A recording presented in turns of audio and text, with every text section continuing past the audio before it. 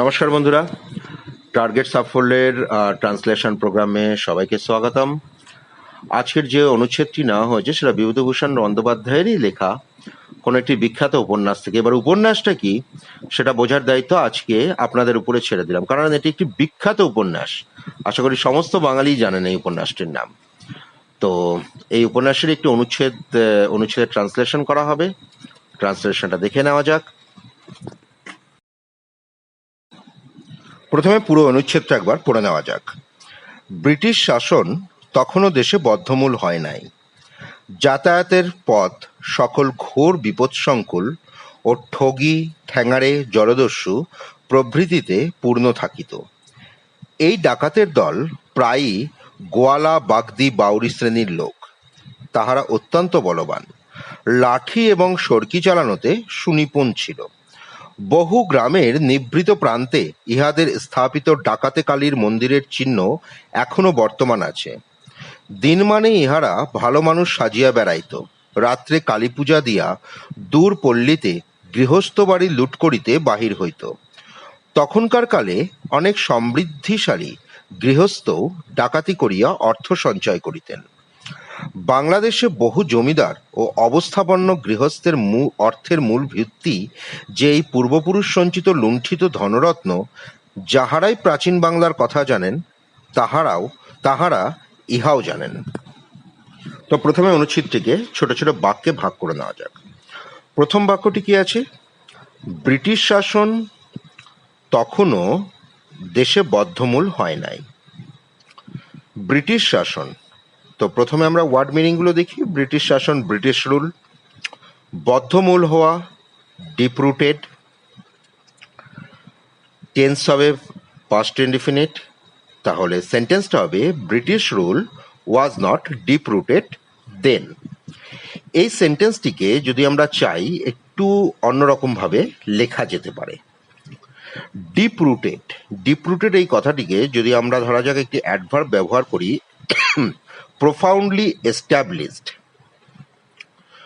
তো সেক্ষেত্রে সেন্টেন্সটি দাঁড়াবে একটু অন্যরকম। British rule was not profoundly established at that time. এর মধ্যে বলে নেওয়া ভালো যে দুটো সেন্টেন্সই ঠিক, কোনো সেন্টেন্সের মধ্যেই কোনো সমস্যা নেই। তবে ভাবের দিক দিয়ে দ্বিতীয় সেন্টেন্সটির অ্যাকুরেসি বেশি হবে। দুটো সেন্টেন্সই অবশ্যই পাস্ট ইনডিফিনিট টেন্সেই লেখা হয়েছে। পরের সেন্টেন্সটি, যাতায়াতের পথ সকল ঘোর বিপদ সংকুল ও ঠগি ঠ্যাঙাড়ে জলদস্যু প্রভৃতিতে পূর্ণ থাকিত। তো যাতায়াতের পথ ইংলিশ রোডস হবে। তো যাতায়াতের পথ আমরা লিখতে পারি the roads of communication. Way of কমিউনিকেশনও হয়, better the roads of communication. ঘোর বিপদ সংকুল, ঘোর কথাটা এখানে ব্যবহার হতে পারে এক্সেপশনালি। বিপদ সংকুল মানে নিরাপদ নয়, তো সেক্ষেত্রে আনসেফ। তো প্রথম সেন্টেন্সটার পার্টটা করে নেওয়া যাক। প্রথম যে সেন্টেন্সটি আছে, the roads of communication were exceptionally unsafe. Were এই জন্যই ব্যবহার করা হয়েছে যেখানে রোডস আছে। অফ যদি মধ্যেখানে থাকে কোনো ফ্রেজের, কোনো গ্রুপ অফ ওয়ার্ডসের অফের আগে যে ওয়ার্ডটি থাকে সেই ওয়ার্ডটি সিগনিফাই করে যে ভার্বটি কি হবে, সিঙ্গুলার না প্লুরাল। তো অফের আগে দ্য রোডস আছে, সেটা প্লুরাল, তাই ভার্বটা হয়ে গেল ওয়ার। এরপরে বলছে ঠগি ঠ্যাঙাড়ে জলদস্যু প্রভৃতিতে পূর্ণ থাকতো। অ্যান্ড ক্রাউডেড, এই ক্রাউডেড আছে the roads were crowded and crowded with Thugs মানে ঠগি, ঠ্যাঙাড়ে, হুলিগানস, জলদস্যু, পাইরেটস, ইটিসি। পুরো সেন্টেন্সটি হলো the roads of communication were exceptionally unsafe and crowded with thugs, hooligans and pirates. এখানে পুরো সেন্টেন্সটি করা হয়েছে পাস্ট ইনডেফিনিট টেন্সে। এখানে বলে নেওয়া ভালো যে ঠ্যাঙাড়ের সঠিক ইংলিশ পাওয়া যায় না, কারণ ঠ্যাঙাড়ে টাইপের যে ক্রিমিনালরা, অপরাধীরা শুধুমাত্র বাংলাতেই ছিল।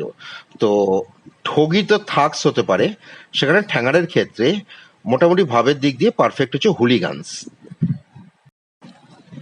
এই ডাকাতের দল এই ডাকাতের দল প্রায়ই গোয়ালা, বাগদি, বাউরি শ্রেণীর লোক। তো এখানে ডাকাতের দলের লোকেদের কথা বলা হচ্ছে। তো এখানে সব থেকে পারফেক্ট ওয়ার্ড যেটা ব্যবহার হতে পারে, the bandits. Bandits is the perfect word. গোয়ালা, বাগদি শ্রেণীর লোক, শ্রেণী, কমিউনিটিস। এখানে একটা কথা বলো, গোয়ালা, বাগদি বা বাউরি, এগুলো তো অ্যাকুরেট ইংলিশ পাওয়া যায় না, তো বাংলায় যা আছে সেটাকেই আমরা ইংলিশে লিখে দেব। তো generally the bandits belong to the communities of Goala, Bagdi, Bauri. এটিও পাস্ট ইনডিফিনিট টেন্সেই করে নেওয়া হয়েছে। পরের সেন্টেন্সটি, তাহারা অত্যন্ত বলবান, লাঠি এবং সরকি চালানোতে সুনিপুণ ছিল। অত্যন্ত বলবান, তো বলবানের ইংলিশ আমরা স্ট্রং দেব। রোবাস্ট দেওয়া যেতে পারে, তবে রোবাস্টের থেকে স্ট্রং দেওয়া বেটার। এখানে তাহারা অত্যন্ত বলবান, তো এখানে ভীতিমূলক বলবানের কথাই বলা হয়েছে। তো সেন্টেন্সটা প্রথমটা কি হবে, দে আর টেরিবলি স্ট্রং। অত্যন্তের ক্ষেত্রে টেরিবলি ব্যবহার করা হয়েছে, ভেরি স্ট্রং না, টেরিবলি স্ট্রং। পরের পার্টটা কি আছে, লাঠি এবং সরকি চালানোতে সুনিপুণ ছিল। তো এখানে ভাবটিকে পরিষ্কার রাখার জন্য একটি অ্যাডভার্বের ইউজ করা হয়েছে, অ্যাডিশনালি। সুনিপুণ থাকা, নিপুণতার ক্ষেত্রে যে ভার্বটা ব্যবহার হয়েছে, নাউন ব্যবহার হয়েছে, সেটা হচ্ছে প্রফিসিয়েন্ট।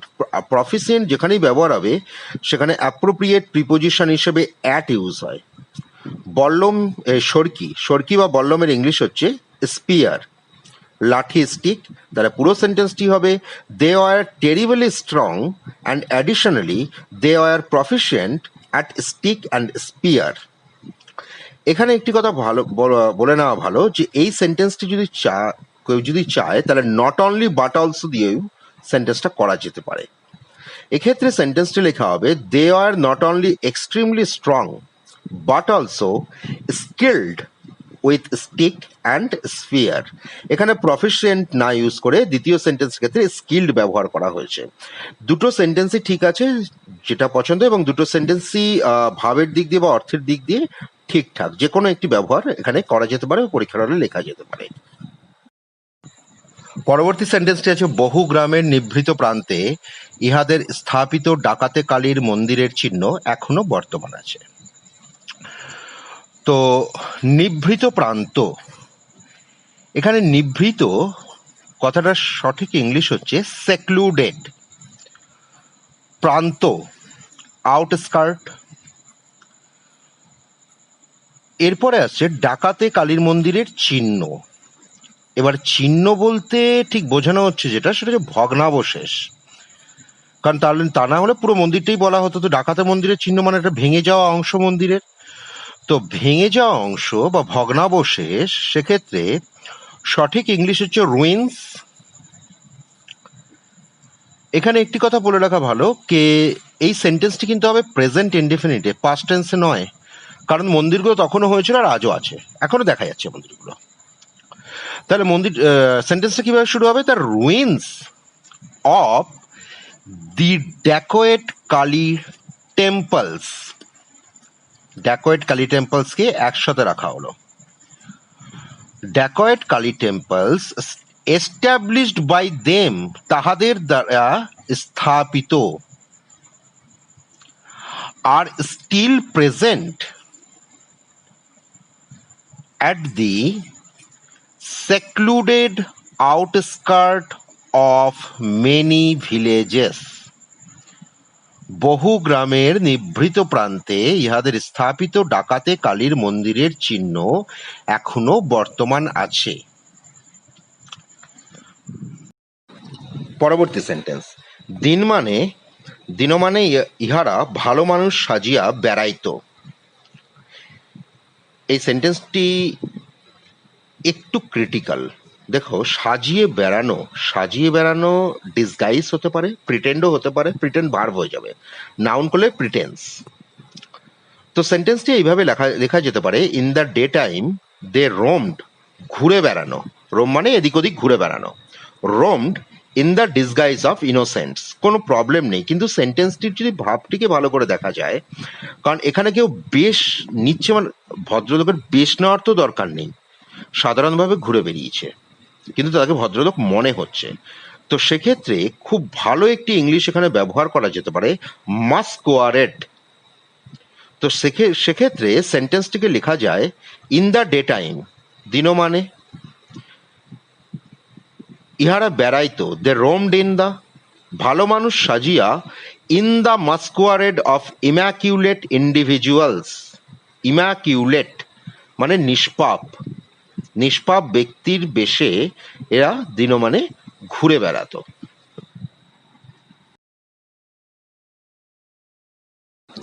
রাত্রে কালী পুজো দিয়া দূর পল্লীতে গৃহস্থ বাড়ি লুট করিতে বাহির হইত।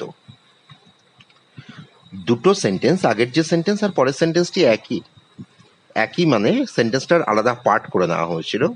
দিনমানে ইহারা ভালো মানুষ সাজিয়া বেড়াইতো, রাত্রে কালী পুজো দিয়া দূর পল্লীতে গৃহস্থ বাড়ি লুট করিয়া বাহির হইত। তো কালী পুজো করা, পুজো করার ইংলিশ কি হতে পারে?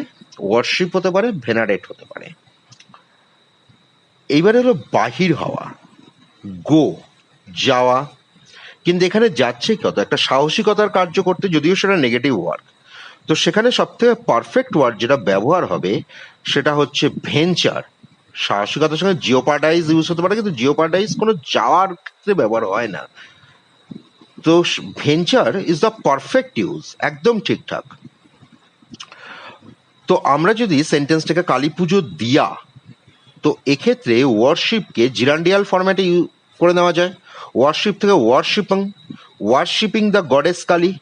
তো আমরা সেন্টেন্সটিকে লিখতে পারি at night they ventured into, past indefinite, ventured, venture থেকে ভেঞ্চার্ড হলো। At night they ventured into distance villages to loot, loot করা।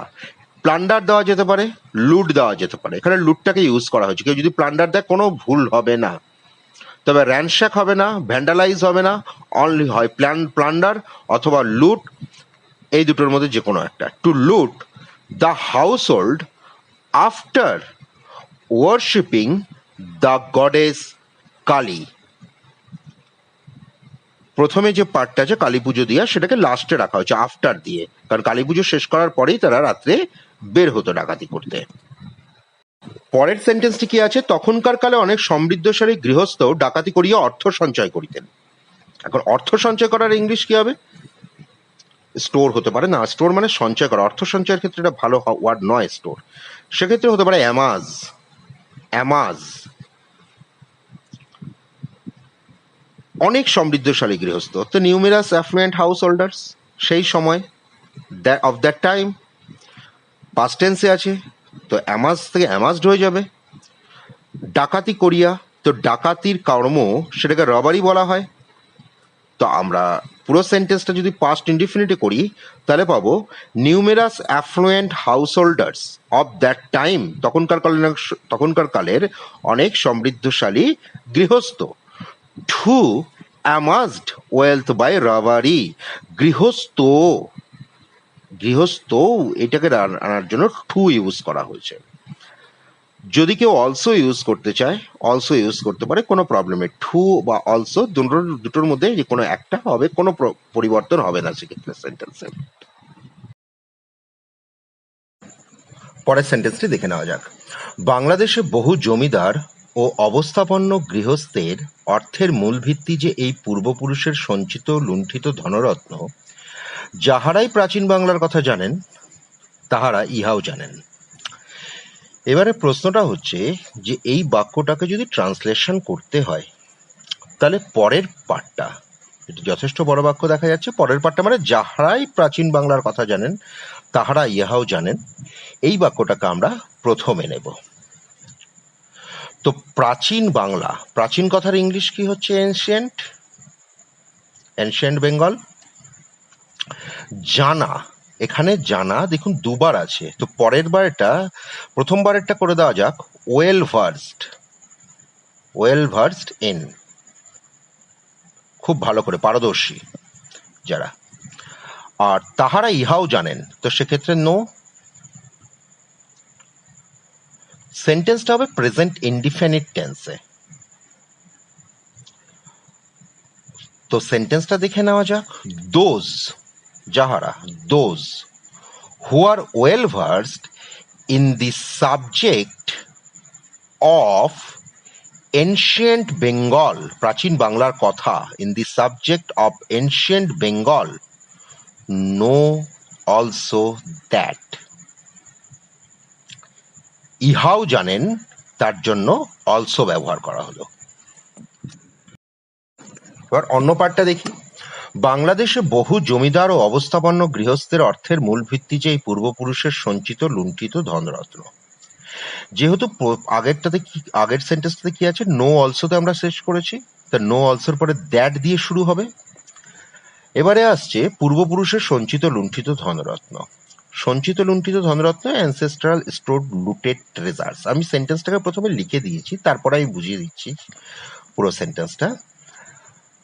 অ্যানসেস্ট্রাল স্টোরড লুটেড ট্রেজার্স হচ্ছে পূর্বপুরুষের সঞ্চিত লুণ্ঠিত ধনরত্ন। ট্রেজার মানে এখানে ধনরত্ন, লুটেড মানে লুণ্ঠিত, স্টোরড সঞ্চিত। Are the major base of wealth, major base মানে হচ্ছে মূল ভিত্তি, অর্থের মূল ভিত্তি। তো এখানে অর্থের ক্ষেত্রে মানি এখানে বোঝানো হয়নি সেন্টেন্সে, অর্থ মানে এখানে সম্পদের কথাই বলা হয়েছে। অফ সেভারাল ল্যান্ডলর্ডস, ল্যান্ডলর্ডসের জায়গায় জমিদার ব্যবহার করা যেতে পারে, zamindar, ZAMINDERS, zamindar. Several landlords and prosperous households of Bangladesh. Prosperous মানে কি? প্রসপারাস মানে হচ্ছে অবস্থাপন্ন, প্রসপারাস হাউসহোল্ড, অবস্থাপন্ন গৃহস্থ। তো সেন্টেন্সে দাঁড়ালো, these ancestral stored looted treasures are the major base of wealth of several landlords and prosperous households of Bangladesh. তো সেন্টেন্স দুটোকে একসাথে পড়ে নেওয়া যাক। Those who are well versed in the subject of ancient Bengal know also that these ancestral stored looted treasures are the major base of wealth of several landlords and prosperous households of Bangladesh.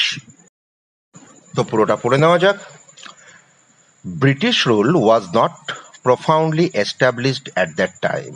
The roads of communication were exceptionally unsafe and crowded with thugs, hooligans, pirates, etc.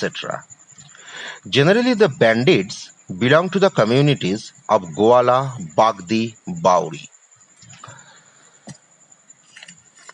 They were terribly strong, and additionally, they were proficient at using stick and spear. The ruins of those dacoit Kali temples established by them are still present at the secluded outskirts of many villages.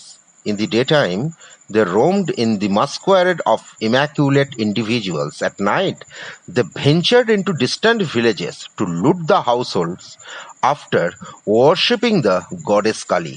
Numerous affluent householders of that time too amassed wealth by robbery. Those who are well versed in the subject of ancient Bengal know too that these ancestral stored looted treasures are the major base of wealth of several landlords and prosperous households of Bangladesh. তো আজকের মতো ট্রান্সলেশনের প্রোগ্রামটি এখানেই শেষ হলো। যদি অনুষ্ঠান ভালো লেগে থাকে তাহলে অবশ্যই চ্যানেলটি সাবস্ক্রাইব করতে ভুলবেন না। নমস্কার।